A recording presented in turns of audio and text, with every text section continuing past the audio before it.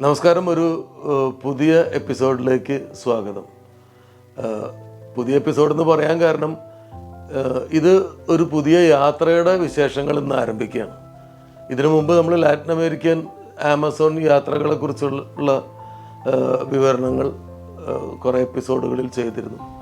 അതിനുശേഷം വീണ്ടും സിനിമയിലെ വിശേഷങ്ങളിലേക്ക് പോയി.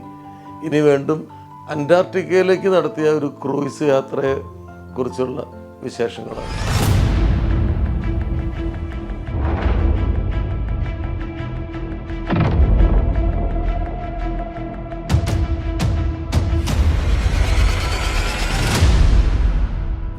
ബെന്നീസ് റോയൽ ടൂർസ് ആ ലാറ്റിൻ അമേരിക്കൻ യാത്രയ്ക്ക് ശേഷം പുതിയൊരു യാത്ര പ്ലാൻ ചെയ്തു. ആ യാത്ര ലാറ്റിൻ അമേരിക്കൻ രാജ്യങ്ങൾ, ഞാനൊക്കെ പോയ ആ രാജ്യങ്ങളിലൂടെ പെറു, ചിലി, മാച്ചു പിച്ചു തുടങ്ങിയ സ്ഥലങ്ങളിലൂടെ ഒരു യാത്ര ചെയ്തിട്ട് അതിൻ്റെ അവസാനം അർജൻറ്റീനയിലെ ബ്യൂണസ് ഐറസിൽ നിന്നും തുടങ്ങുന്ന 14 ദിവസം നീണ്ടു നിൽക്കുന്ന ഒരു ക്രൂയിസ് ഷിപ്പ് യാത്ര, അന്റാർട്ടിക്ക വരെ പോകുന്ന ഒരു ക്രൂയിസ് ഷിപ്പിലുള്ളൊരു യാത്ര പ്ലാൻ ചെയ്തു.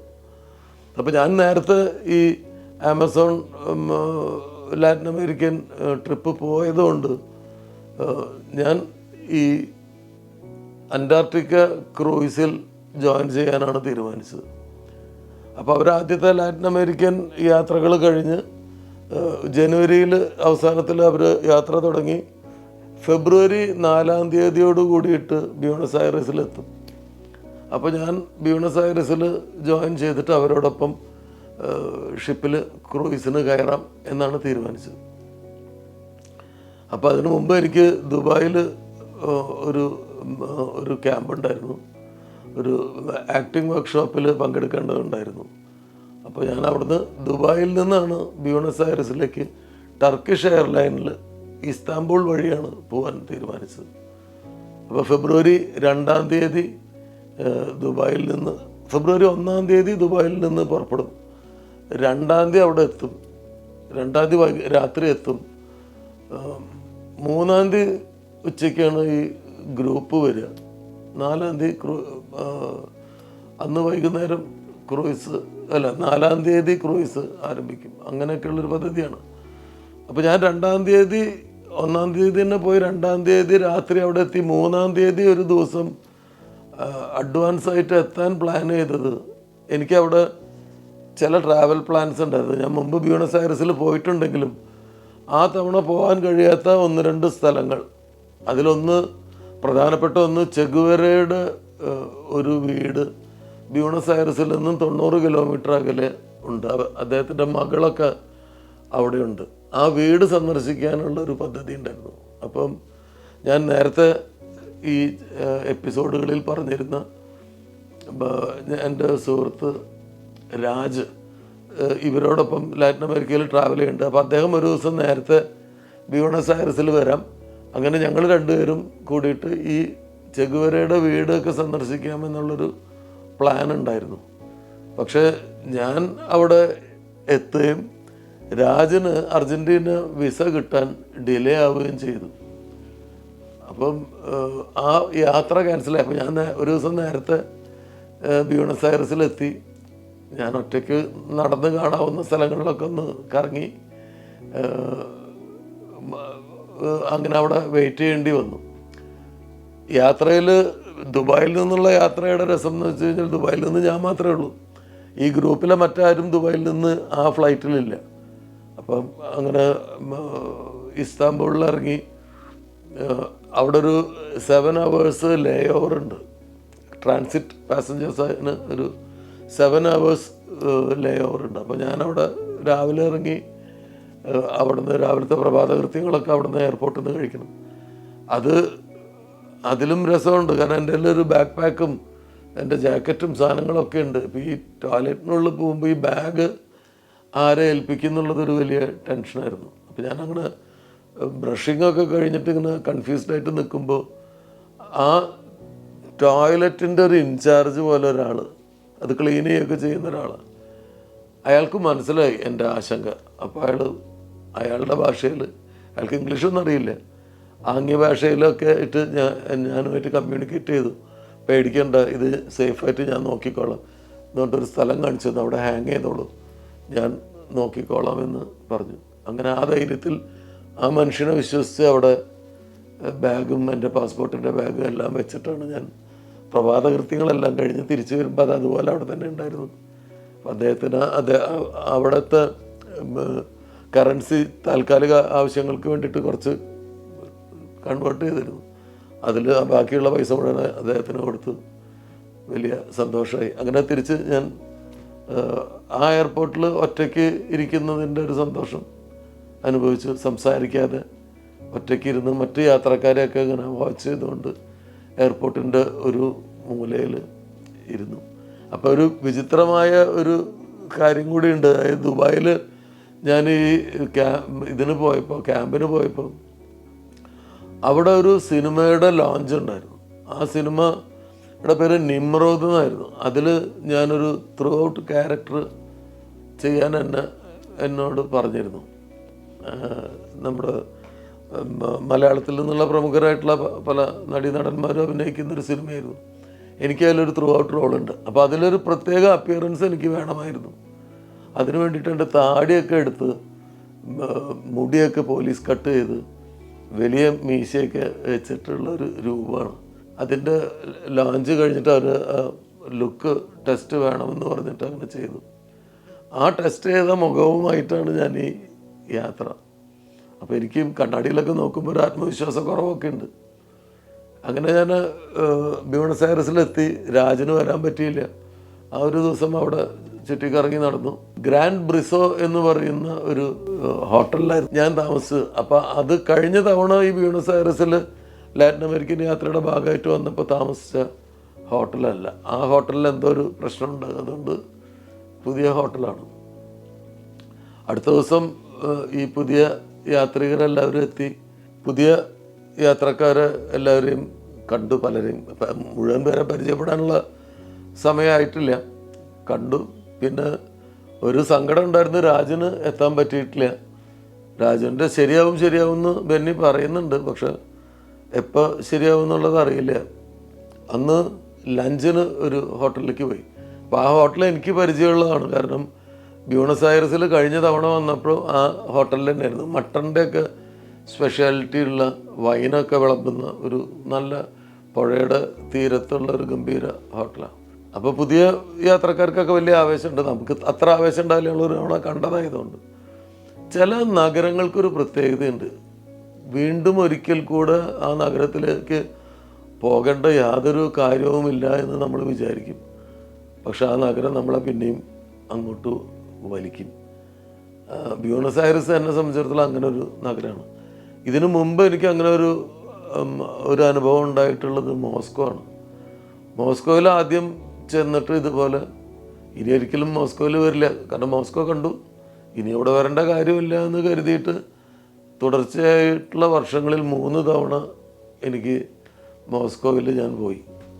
ഓരോരോ കാരണങ്ങൾ കൊണ്ട് മോസ്കോയിലേക്ക് എത്തി. മോസ്കോ നമ്മളെ അങ്ങോട്ട് വലിക്കുന്ന പോലെ തോന്നും. അതുപോലെ തന്നെയാണ് ബ്യൂണസ് ഐറസ്. ബ്യൂണസ് ഐറസിൽ കഴിഞ്ഞ തവണ വന്നപ്പോൾ ഇനി ഒരിക്കലും ബ്യൂണസ് ഐറസിൽ വരില്ല എന്ന് കരുതിയിട്ട് ഞാൻ ഇത്തവണ വീണ്ടും ബ്യൂണസ് ഐറസിലെത്തി. കാലം കാത്തു വച്ചിരുന്ന മറ്റൊരു കൗതുകം എന്ന് വെച്ചാൽ 1 വർഷത്തിന് ശേഷം പിന്നീട് ഒരു തവണ കൂടെ ഞാൻ ബ്യൂണസ് ഐറസിലേക്ക് പോയി എന്നുള്ളതാണ്. അത് ഫ്യൂച്ചർ.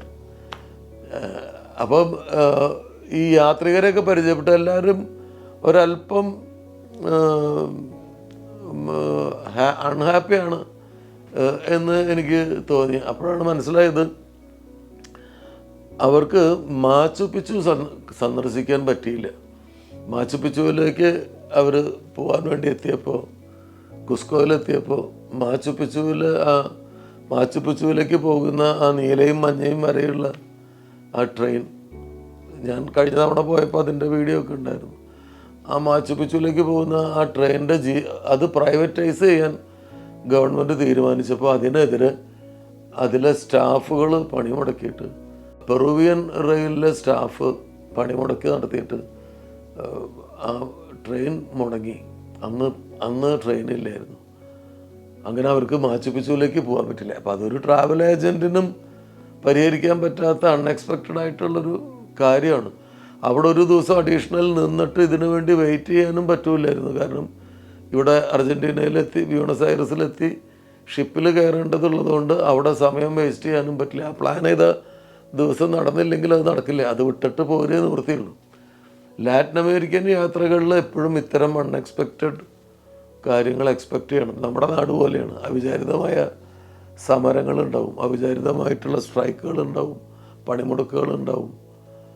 അപ്പോൾ 100% ഒരു ട്രാവൽ ഏജൻറ്റിനും ഗ്യാരണ്ടി പറയാൻ പറ്റില്ല. ചില സ്ഥലങ്ങളിൽ ചിലപ്പോൾ വിചാരിക്കാത്ത വലിയ കലാപങ്ങളുണ്ടാവാം.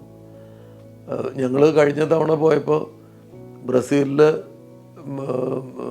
ബ്രസീലിൽ നിന്ന് പെറുവിലേക്ക് എത്തിക്കഴിഞ്ഞിട്ട് പിന്നെ ടി വിയിൽ നോക്കുമ്പോൾ ഞങ്ങൾ പോകുന്നതിന് ശേഷം അവിടെ തെരുവിലൊരു ഗുണ്ടാ നേതാവിനെ പോലീസ് വെടിവെച്ച് കൊന്നതിൻ്റെ ഭാഗമായിട്ട് വലിയ 35ഓളം പോലീസ് വാഹനങ്ങൾ കത്തിച്ചിട്ടുള്ള വലിയ കലാപം റിയോ ഡി ജനീറോയിലുണ്ടായി. അപ്പോൾ ഇതൊക്കെ അതിൽ നിന്ന് നമ്മൾ രക്ഷപ്പെട്ടു പോയത് അന്ന് ഭാഗ്യത്തിനാണ്. അപ്പോൾ ഇവർക്ക് മാച്ചിപ്പിച്ച് പോകാൻ പറ്റാത്തതിൻ്റെ ഒരു സങ്കടം ഭയങ്കരമായിട്ട് ഉണ്ടാകും. അവരിപ്പോഴും ആ ഗ്രൂപ്പിൽ അതിനെക്കുറിച്ച് ഇങ്ങനെ പരാതി പറഞ്ഞുകൊണ്ടിരിക്കും. പക്ഷെ അത് യാത്രയിൽ ഇത്തരം അൺഎക്സ്പെക്റ്റഡ് ആയിട്ടുള്ള കാര്യങ്ങളെ നമ്മൾ ആ സ്പിരിറ്റിൽ തന്നെ എടുത്തേ നിർവാഹമുള്ളൂ. ആർക്കും ഒന്നും ചെയ്യാൻ പറ്റില്ല. അപ്പോൾ ആ ഗ്രൂപ്പിൽ തികച്ചും അപരിചിതനായിട്ട് ഞാനിങ്ങനെ നിൽക്കുമ്പോൾ 2 ചെറുപ്പക്കാർ എൻ്റെ അടുത്തേക്ക് വന്നു. ഒരാളുടെ പേര് നൗഷാദ് എന്നും ഒരാളുടെ പേര് ഉണ്ണികൃഷ്ണൻ എന്നുമാണ്. ഉണ്ണികൃഷ്ണൻ ചേർത്തലയിൽ നിന്നും നൗഷാദ് പൊന്നാനി മാറഞ്ചേരിയിൽ നിന്നുമാണ്. അപ്പോൾ അവർ പറഞ്ഞു, രാജിന് അർജൻറ്റീനയിലേക്ക് വരാൻ പറ്റിയിട്ടില്ലല്ലോ. രാജ് അവരെ പറഞ്ഞ് ഏൽപ്പിച്ചിട്ടുണ്ട്, ലാൽ ജോസ് ഉണ്ടാവും ഈ യാത്രയിൽ, എനിക്ക് വരാൻ പറ്റാത്തതുകൊണ്ട് അദ്ദേഹത്തിൻ്റെ എല്ലാ കാര്യങ്ങളും നിങ്ങൾ ശ്രദ്ധിക്കണം, നിങ്ങൾ വേണ്ട സഹായങ്ങൾ ചെയ്യണം. അദ്ദേഹം ഷൂട്ട് ചെയ്യുകയൊക്കെ ചെയ്യുന്നതാണ്. അപ്പോൾ വേണ്ട സഹായങ്ങൾ ചെയ്യണമെന്ന് ഇവരെ പറഞ്ഞ് ഏൽപ്പിച്ചിട്ടുണ്ടായിരുന്നു. രാജ അത്രയും നല്ലൊരു ഫ്രണ്ടാണ്, അത്രയും സ്നേഹമുള്ളൊരു ഫ്രണ്ടാണ്. രാജിന് ഈ യാത്രയിൽ വരാൻ പറ്റിയില്ല എന്നുള്ളത് വലിയ സങ്കടമായിരിക്കുമ്പോഴാണ് വൈകുന്നേരം രാജിൻ്റെ വിസ ശരിയായി രാജ് ബ്യൂണസ് ഐറസിലേക്ക് എത്തി. പക്ഷേ പറ്റിപ്പോയത് എന്താണെന്ന് വെച്ച് കഴിഞ്ഞാൽ ഞങ്ങൾ പോകുന്ന ഷിപ്പിൽ ഉള്ള ടിക്കറ്റ് ഈ വിസ ഇല്ലാത്തതുകൊണ്ട് രാജിന് എടുക്കാൻ പറ്റിയിരുന്നില്ല. അപ്പോൾ രാജിന് പക്ഷേ അതിൽ വിഷമമില്ല, കാരണം രാജിന് ഈ ഷിപ്പിൽ വരാൻ അത്ര താല്പര്യമില്ലായിരുന്നു. ഞങ്ങൾ പോകുന്ന ഷിപ്പ് എന്ന് പറയുന്നത് 2400 പാസഞ്ചേഴ്സ് കയറുന്ന 1000 സ്റ്റാഫുള്ള മൊത്തം 3500 യാത്രക്കാരുള്ള വലിയ ഷിപ്പാണ്. ഈ ഷിപ്പിന് അന്റാർട്ടിക്കയിൽ ഈ ഷിപ്പിൽ ഇത് ക്രൂയിസ് ഷിപ്പാണ്. ഇത് അന്റാർട്ടിക്കയിൽ ഇറങ്ങാൻ പറ്റില്ല. അന്റാർട്ടിക്ക ലാൻഡിൻ്റെ തൊട്ടടുത്ത് ഈ ഷിപ്പ് കൊണ്ടുപോയി നിൽക്കും. നമുക്ക് അന്റാർട്ടിക്ക ആ ലാൻഡ് കാണാം. അന്റാർട്ടിക് ഓഷനിൽ നമ്മളുണ്ടാവും. അന്റാർട്ടിക്കയിൽ നമ്മളുണ്ട്, പക്ഷെ നമുക്ക് ആ കരയിൽ ലാൻഡ് ചെയ്യാൻ പറ്റില്ല. അപ്പോൾ ഈ ലിഷർ ട്രിപ്പ് ആയിട്ട് പോകുന്ന ആളുകൾക്ക് ഈ അന്റാർട്ടിക്കയിൽ ഇറങ്ങുക പറയുന്നത് ഇത്തിരി സ്ട്രെയിനുള്ള കാര്യമാണ്. അതിന് എക്സ്പെഡീഷൻ ഷിപ്പിൽ പോകണം. എക്സ്പെഡീഷൻ ഷിപ്പ് എന്ന് പറയുന്നത് ഡിഫറെൻ്റാണ്. അതിൽ 188 പാസഞ്ചേഴ്സും 100ഓളം സ്റ്റാഫുമാണ് ഉണ്ടാവുക. ചെറിയ കപ്പലാണ്. അത് പോകുന്നത് ഡ്രേക്ക് പാസേജ് എന്ന് പറയുന്ന ഒരു വഴിയിലൂടെയാണ്. ഈ ഡ്രേക്ക് പാസേജിൽ ഭയങ്കര പസഫിക് ഓഷനും അറ്റ്ലാന്റിക് ഓഷനും ജോയിൻ ചെയ്യുന്ന സ്ഥലമാണ്. അപ്പോൾ ഈ കപ്പലിനെ എടുത്തിട്ട് ഇങ്ങനെ 45 ഡിഗ്രിയിലൊക്കെ എടുത്തിട്ട് അടിക്കും. അപ്പോൾ ഒരു ലിഷർ ട്രിപ്പിന് വരുന്ന യാത്രക്കാർക്ക് പോകാൻ പറ്റിയതല്ല അത്. അത് ഇത്തിരി സാഹസികന്മാർക്കുള്ള ഷിപ്പാണ്. അപ്പോൾ എന്തായാലും രാജ് അതിൽ പോകാൻ തീരുമാനിച്ചിട്ടുണ്ട്. അതിനുള്ള ടിക്കറ്റൊക്കെ എടുത്തിട്ടുണ്ട്. അപ്പോൾ രാജ് ഞങ്ങളെ ഈ ഷിപ്പിലേക്ക് കൊണ്ടുവന്ന് കയറ്റി ഞങ്ങളെ യാത്ര അയക്കാനൊക്കെ രാജ് കൂടെ വന്നു. എന്നിട്ട് യാത്ര പറഞ്ഞിട്ട് മറ്റേ ഷിപ്പിലേക്ക് പോകണം. അടുത്ത ദിവസമാണ് ആ ഷിപ്പ് പുറപ്പെടുന്നത്. അപ്പോൾ രാജ് പോകുമ്പോൾ എനിക്ക് സങ്കടം ഉണ്ടെങ്കിലും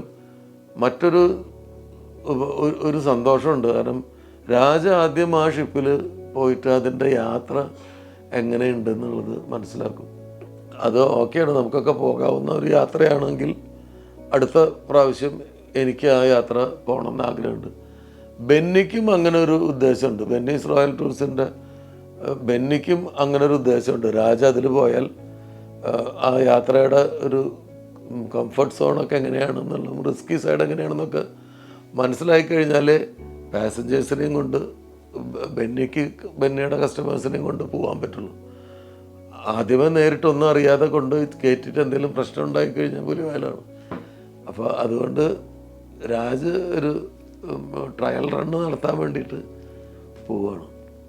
ഞങ്ങൾ അടുത്ത ദിവസം ബ്യൂണസ് എയർസിലെ കാഴ്ചകൾ കാണാൻ പുതിയ യാത്രക്കാരൊക്കെ ആയിട്ട് ഞങ്ങൾ പുറപ്പെട്ടു, ബസ്സിൽ പുറപ്പെട്ടു. അപ്പോൾ ആ യാത്ര ആദ്യം പോകുന്നത് ബോക്ക ജൂനിയർ ക്ലബിൻ്റെ സ്റ്റേഡിയത്തിലേക്കാണ്. കഴിഞ്ഞ തവണ പോയപ്പോൾ അവിടെ ഞങ്ങൾ പോയിട്ടുണ്ടായിരുന്നില്ല. ബോക്ക ജൂനിയർ ക്ലബിലേക്ക് പോകുന്നതിന് മുമ്പ് കഴിഞ്ഞ തവണ ഞങ്ങൾ പോയപ്പോൾ ഈ ബസ്സിൽ ഈ ഗൈഡുകൾക്ക് സ്ഥിരം ചില സ്ഥലങ്ങളുണ്ട്. അങ്ങനെ ഒരു ഷോപ്പിൽ ഒരു വലിയ ഒരു ഷോപ്പിലേക്ക് കഴിഞ്ഞ തവണ ഞങ്ങളെ കൊണ്ടുപോയിരുന്നു. അതേ ഷോപ്പിലേക്ക് ഇത്തവണയും കൊണ്ടുപോയി. ആ ഷോപ്പ് എന്ന് പറയുന്നത് ഈ മറഡോണയുടെയും മെസ്സിയുടെയും ഒക്കെ നമ്പറുള്ള ആ പേരുള്ള ജേഴ്സികളൊക്കെ വെക്കുന്ന ഒരു കടയാണ്. ജേഴ്സികളുണ്ട് അവിടെ. മറഡോണ കളിച്ചു വളർന്ന ബൊക്ക ജൂനിയർ ഫുട്ബോൾ ക്ലബിൻ്റെ അടുത്തുള്ള ഒരു ഷോപ്പാണത്. ഇവിടെ ടൂറിസ്റ്റുകൾ വരുമ്പോൾ നമ്മൾ വേണ്ടാന്ന് പറഞ്ഞാലും ഗൈഡുകൾ ഇങ്ങോട്ട് കൊണ്ടുവരും. ഇവിടെ കൊണ്ടുവന്ന് ഇവിടെ കയറ്റും. അവരുടെ ഒരു കമ്മീഷൻ ഉണ്ടാവും ചിലപ്പോൾ അവർക്ക്. ഇതൊരു ചെറിയ ഷോപ്പിംഗ് മാളാണ്. പിന്നെ അവിടെ ഈ അർജൻറ്റീനയിലെ ആളുകൾ, ലാറ്റിൻ അമേരിക്കയിൽ പൊതുവെ എല്ലാ സ്ഥലത്തും ഉണ്ട്.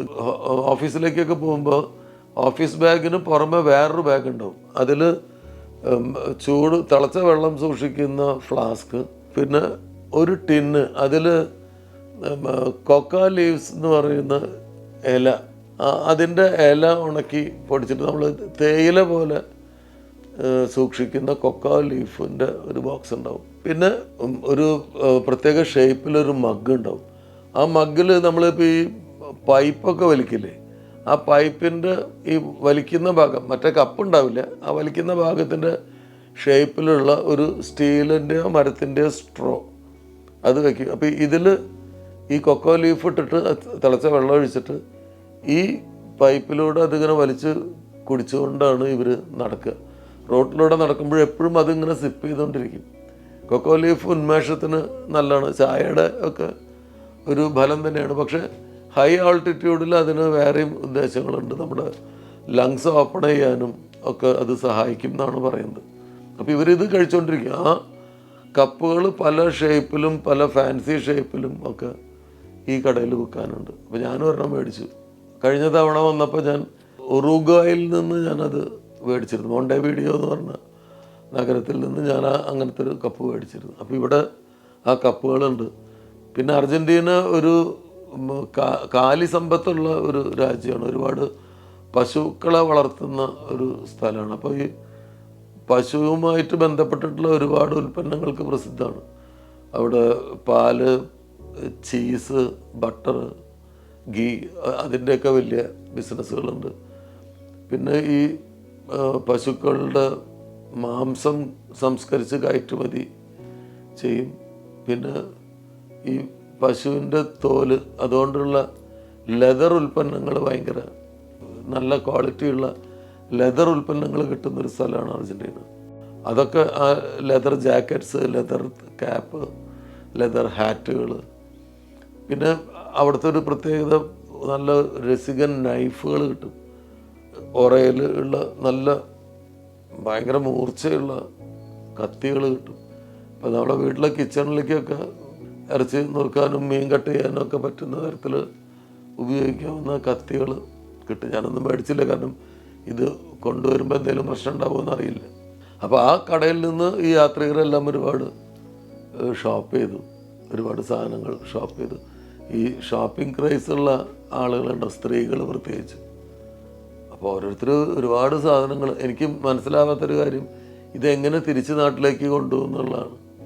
അത്രയും വെയിറ്റ് ഒക്കെ റെസ്ട്രിക്ഷനുള്ളതാണല്ലോ.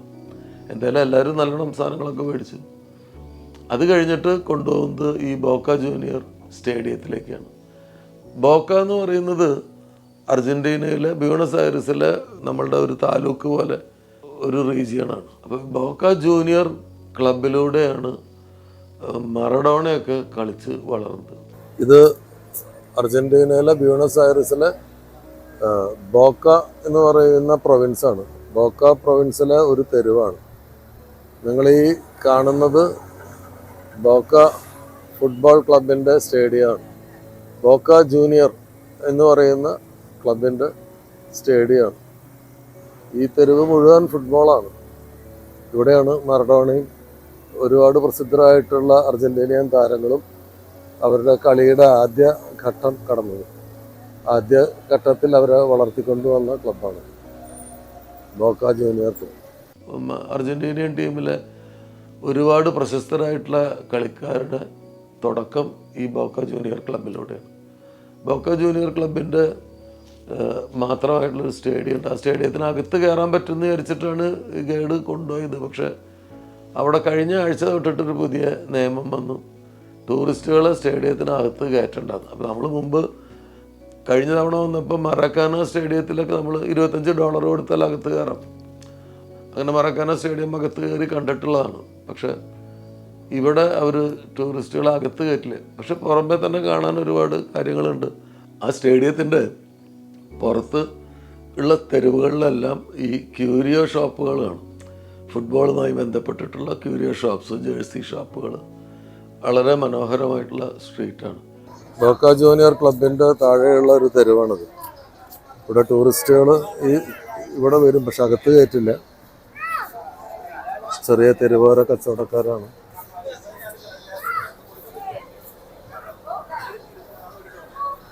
ഈ സ്ട്രീറ്റിൽ മുഴുവൻ ടൂറിസ്റ്റുകളെ ആകർഷിക്കാനുള്ള പരിപാടികളാണ്.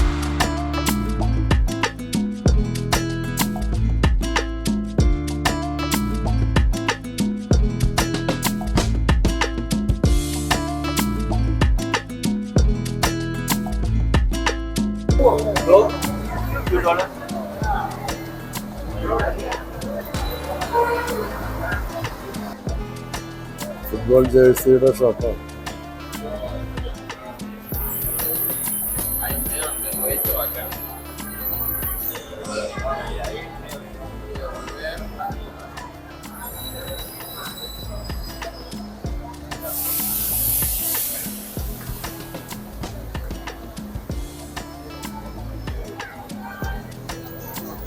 അവിടെ ചില കാറുകൾ, ഓപ്പണായിട്ടുള്ള കാറുകളിൽ നിങ്ങൾക്ക് ഫോട്ടോ എടുക്കാം. അതായത് അർജന്റീനിയൻ ജേഴ്സി ഇട്ടിട്ട് അർജന്റീനയ്ക്ക് കിട്ടിയ ലോകകപ്പിൻ്റെയൊക്കെ മാതൃക കയ്യിൽ പിടിച്ചിട്ട് നമുക്ക് ഫോട്ടോ എടുക്കാം.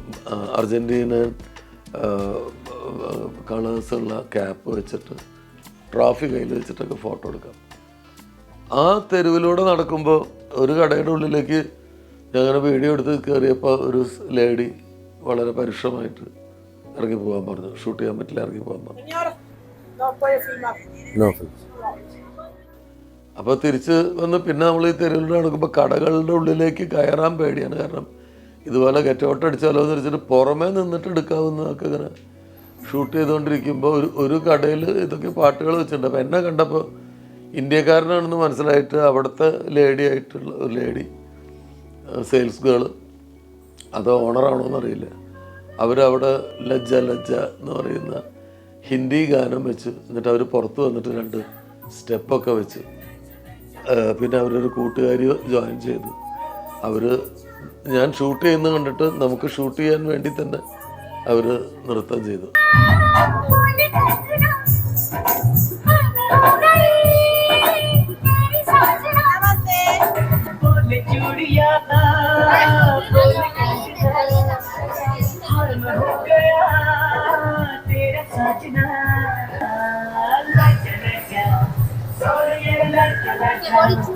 അപ്പോൾ ആളുകൾ എല്ലാ സ്ഥലത്തും വ്യത്യസ്തരാണ്. ഈ സ്ത്രീ അവരുടെ കടയിലേക്ക് ഞാൻ അടങ്ങുന്നൊരു വലിയ ഗ്രൂപ്പ് ഉണ്ടെന്ന് മനസ്സിലാക്കിയിട്ട് കടയിലേക്ക് ആകർഷിക്കാൻ സൗഹൃദത്തിൻ്റെ ഒരു വാതിൽ തുറന്നിടുകയാണ്. അതേസമയം മറ്റേ ലേഡി അതിനുള്ളിലേക്ക് കയറുമ്പോഴേക്കും ഷൗട്ട് ചെയ്തിട്ട് എന്നോടൊപ്പമുള്ള മറ്റാരും ആ കടയിൽ കയറിയില്ല. അപ്പോൾ ഓരോ സ്ഥലത്ത് ആളുകളുടെ ഈ ബിസിനസ്സിൽ അനുവർത്തിക്കേണ്ട, ടൂറിസ്റ്റുകളെ ഹാൻഡിൽ ചെയ്യേണ്ട രീതിയിലുള്ള അറിവുള്ളവരും അറിവില്ലാത്തവരും ഉണ്ടെന്ന് നമുക്ക് മനസ്സിലായി.